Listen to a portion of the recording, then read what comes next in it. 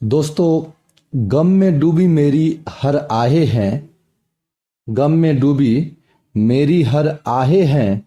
मंजिल का पता नहीं और कांटों भरी राहें हैं। जो पूरे ना हुए कुछ मेरे अरमान के थे। जो पूरे ना हुए कुछ मेरे अरमान के थे। हम उन रास्ते पर खो गए जो रास्ते मेरे पहचान के थे। दोस्तों नमस्कार। सीखने की जादू चैनल में आप लोगों का स्वागत है। दोस्तों, कोरोना महामारी की वजह से पिछले कई सालों में काफी लोगों का जीवन पूरी तरह बदल गया है। बहुत से लोगों के अपने घर परिवार के लोग कोरोना की वजह से इस दुनिया में नहीं है। कुछ लोगों की नौकरी नहीं रही, किसी का व्यापार खत्म हो गया। अब धीरे धीरे हालात सामान्य हो रहे हैं। सिर्फ इंडिया में नहीं, पूरे विश्व की हालत ऐसी है। इंडिया में भारत तो अभी बहुत ही सफल तरीके से चल रहा है। काफी लोग निराशा का सामना कर रहे हैं। निराशा से कैसे बच सकते हैं, इस संबंध में एक लोक कथा प्रचलित है, तो चलिए सुनते हैं दोस्तों। एक लड़का घर परिवार और धन संबंधी समस्याओं से लड़ते लड़ते थक गया था। उसकी उम्र ज्यादा नहीं थी, लेकिन वह हर रोज के विवादों से तंग हो गया था। एक दिन हिम्मत हार कर वह आत्महत्या करने के लिए निकल पड़ा। चलते चलते एक जंगल में पहुंच गया। जंगल में काफी दूर चलने के बाद भी उसका मन शांत नहीं हुआ। जंगल बहुत ही घना था, वहां जंगली जानवरों का भी खतरा था। तभी उसे एक छोटी सी झोपड़ी दिखाई दी। लड़के ने सोचा कि इस घने जंगल में झोपड़ी बनाकर कौन रह रहा है।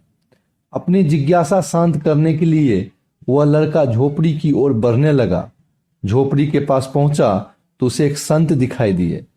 संत ध्यान की मुद्रा में बैठे थे और उनके चेहरे पर शांति और प्रसन्नता दिखाई दे रही थी। संत के पास ही बैठ गया। संत ने लड़के को देखा तो उसका परिचय पूछा। लड़का संत के पास ही बैठ गया। संत ने लड़के को देखा तो उसका परिचय पूछा।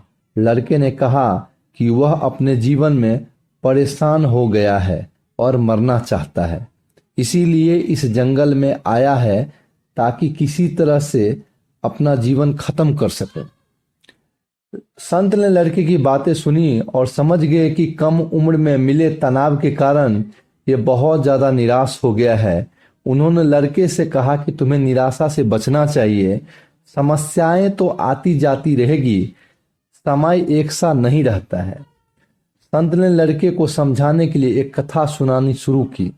संत बोले, एक छोटे बच्चे ने एक दिन अपने घर में बांस का और एक कैक्टस का पौधा अपने घर के आंगन में लगाया। उसका बागवानी का नया नया शौक था। बच्चा रोज दोनों पौधों की एक समान देखभाल करने लगा। रोज सुबह शाम पानी देता, धूप छांव में पौधे का ध्यान रखता। काफी समय बीतने के बाद कैक्टस का पौधा तो पनप गया, लेकिन बांस का पौधा में कोई बदलाव नहीं दिख रहा था। बच्चा सोचता था कि कैक्टस तो पनप रहा है, लेकिन ये बांस के पौधे को क्या हो गया। बच्चा रोज ये बात सोचता, लेकिन वह निराश नहीं हुआ और रोज दोनों ही पौधों की देखभाल करता रहा। थोड़ा और समय निकल गया, लेकिन कैक्टस की तुलना में बांस के पौधे में संतोषजनक प्रगति नहीं दिख रही थी। बच्चा अपने मेहनत में लगा रहा। कुछ समय के बाद एक दिन बांस का पौधा पनप गया और कुछ ही दिनों में बांस का पौधा कैक्टस से भी बड़ा हो गया। संत ने उस निराश लड़के से आगे कहा कि बांस का पौधा पहले तो अपनी जड़ें मजबूत कर रहा था, इसीलिए उसे पनपने में समय लगा, लेकिन वह बच्चा भी अपनी कोशिश में पीछे नहीं हटा, निराश नहीं हुआ। हमें भी अपने जीवन में दो बात ध्यान रखनी चाहिए दोस्तों।